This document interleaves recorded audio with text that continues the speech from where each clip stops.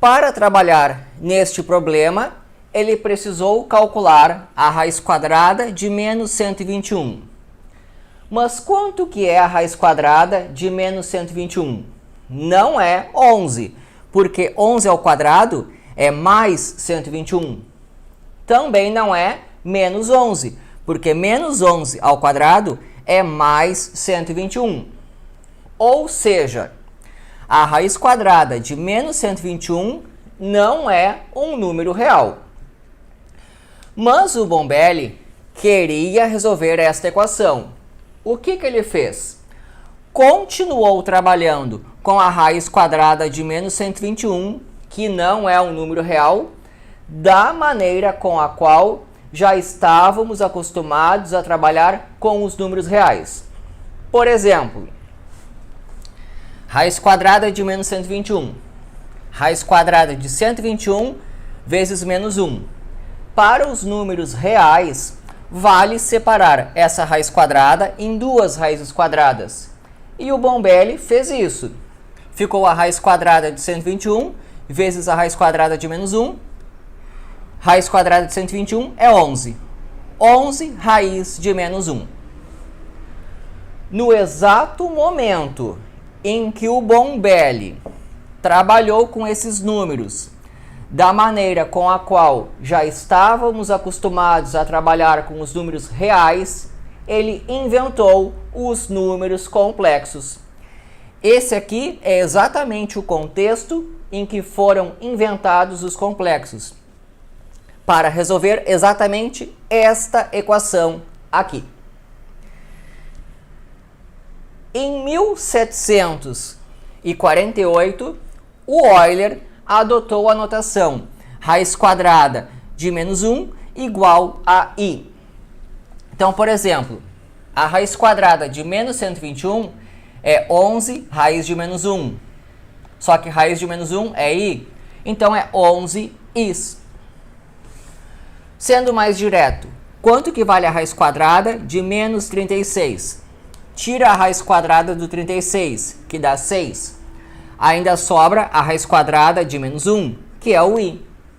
Então, quanto que vale a raiz quadrada de menos 25? Tira a raiz quadrada só do 25, que dá 5. E a raiz quadrada do menos 1 é o i. Resumindo, a história é assim, ó. Digamos que eu queira resolver esta equação aqui. X ao quadrado mais 4 igual a 0. Subtraio 4 dos dois lados, vai ficar x ao quadrado igual a menos 4. Tiro a raiz quadrada, x igual a mais ou menos a raiz de menos 4. Até o Bombelli, todos os matemáticos paravam aqui e diziam: o problema não tem solução. A grande invenção do Bombelli foi continuar trabalhando com esses números de maneira que cada equação desse tipo apresenta solução. Raiz quadrada de 4 é 2, raiz quadrada de menos 1 é o i. Desde 1572, um problema desse tipo apresenta a solução. A solução é x igual a mais 2is ou x igual a menos 2is. Os números complexos foram inventados para que equações desse tipo ou desse tipo sempre tenham solução. Então, como que ficou a nossa definição? Vale um pouco mais do que eu falei, inclusive. Um número complexo é um objeto do tipo z igual a mais bi. Pode ter um número a aqui na frente. O a e b são números reais. Exemplos de números complexos: 3 mais 4i, 2 menos i. Então, aqui eu tenho um número complexo, outro número complexo. Esses objetos serão trabalhados da mesma maneira com a qual já estamos acostumados a trabalhar com os números reais, desde que não surjam contradições. Nas próximas aulas eu mostro como é que se operam com eles e quais são essas contradições. Estamos aqui apenas iniciando o curso de números complexos. Vejamos como ficou o quadro geral dos conjuntos numéricos. Vou começar com os naturais. 0, 1, 2, 3 e lá vai. Aqui estão os naturais. Talvez você queira me dizer, mas o 0 é natural ou não? Isso é discussão para outra aula. Vou colocar aqui. Se o teu professor não puser aqui, não tem problema. Depois dos naturais, surgem os inteiros. 0, 1, 2 e agora os simétricos. Menos 1, o menos 2. Naturais, aqui estão os inteiros. Agora surgem os racionais. O que é um número racional? É um número obtido através de uma fração, em que numerador e denominador são números inteiros. Claro que a parte de baixo não pode ser 0. Aqui está o 3 meios. 0,7 também é uma fração, é a fração 7 décimos. 0,333 e segue sempre.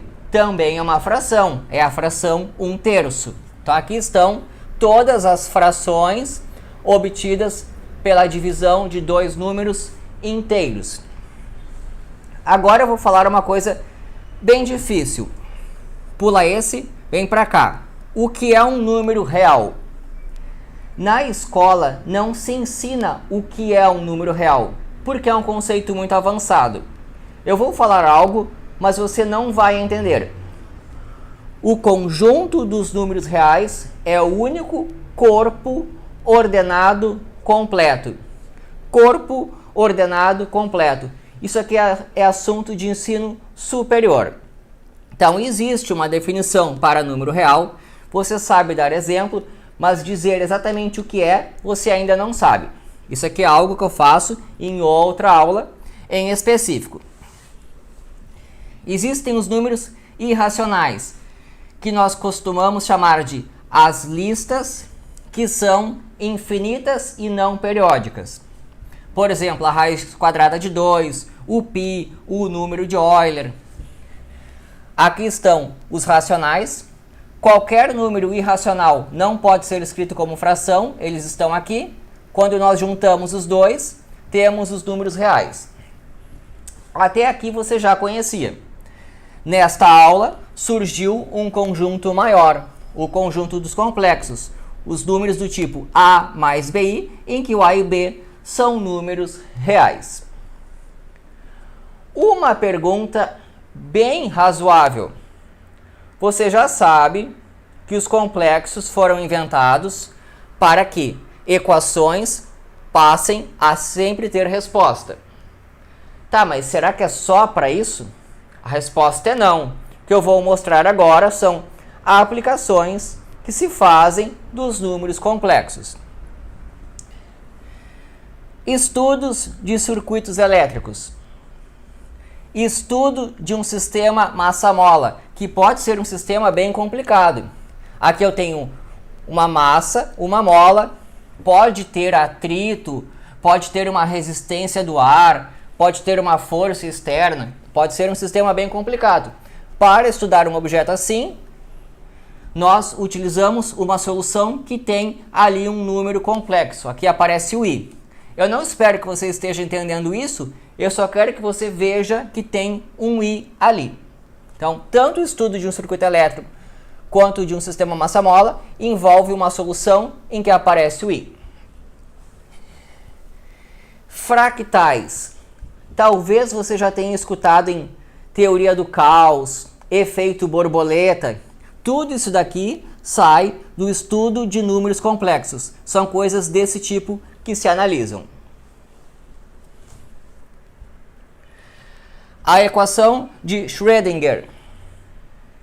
Também eu sei que você não está entendendo o que aparece aqui. Eu só quero que você enxergue um i que tem aqui. Esta aqui é a principal equação da mecânica quântica. Ela é utilizada para prever, por exemplo, onde que um elétron se encontra. Qual é a probabilidade de encontrar um elétron numa certa região? Para isso se utiliza esta equação em que aparece o i. É a principal equação da mecânica quântica. Eu estou falando Quando eu falo, a minha voz é captada por um microfone que está aqui e você está me vendo através da câmera que aparece aí. A captação de som e de imagens é feita com uma ferramenta chamada transformada de Fourier, que é este objeto aqui. E a única coisa que eu preciso que você veja é que tem um i aqui. Toda captação digital de som e de imagem envolve o número complexo. Então eu trouxe aqui as aplicações mais usuais da matéria. Claro que aqui eu estou apenas apresentando. Cada um desses assuntos aqui envolve uma ou muitas aulas. Espero que tenham gostado. Se inscreva no canal para aprender isso aqui e muito mais. E é isso daí.